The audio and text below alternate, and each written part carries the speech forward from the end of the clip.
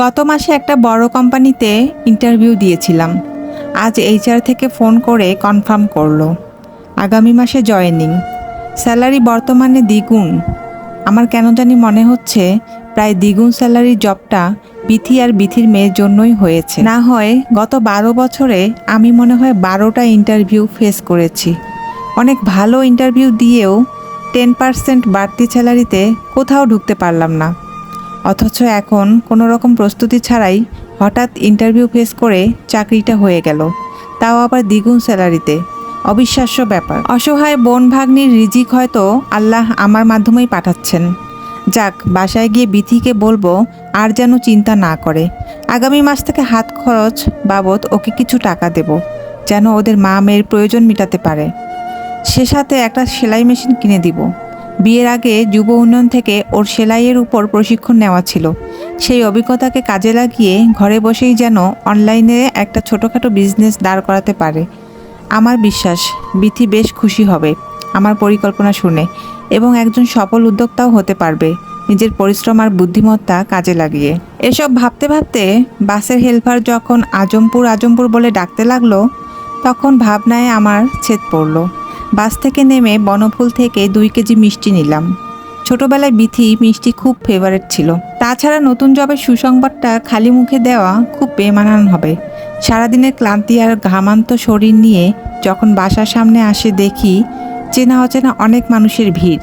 প্রতিবেশী কয়েকজনকে বলতে শুনলাম, এই তো মেয়ের ভাই এসেছে। বাসার সামনে লোকের লোকারণ্য। ভিড় ঠেলে ড্রয়িং রুমে প্রবেশ করতেই সবার কান্নাকাটি শব্দ কানে আসলো। বিথির রুমের খোলা দরজায় চোখ পড়তেই দেখি বোন আমার ফ্যানের সাথে ওড়না পেঁচিয়ে ঝুলে আছে। আমাকে দেখে বাবা হাউমাউ করে কাঁদতে কাঁদতে বলে উঠলেন, খোকা তুই এসেছিস? এদিকে আমার যে সব শেষ হয়ে গেল রে বাবা। আমার সোনার ময়না পাখি উড়াল দিয়ে চলে গেল অচিন দেশে। মাছের পেটিতে কাটা কম থাকায় বিথি তার মেয়েকে সেই পেটি দিয়ে ভাত খাইয়েছিল দুপুরে। এ নিয়ে তোর মা আর বৌমা বিথিকে অনেক কথা শুনিয়েছে।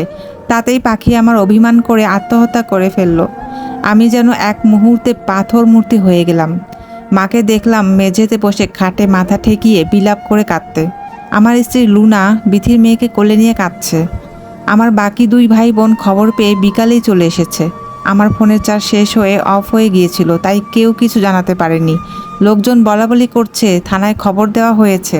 আমি তাকিয়ে দেখি বোন আমার ছাতক পাখির মতো আমার দিকেই যেন চোখ মেলে চেয়ে আছে।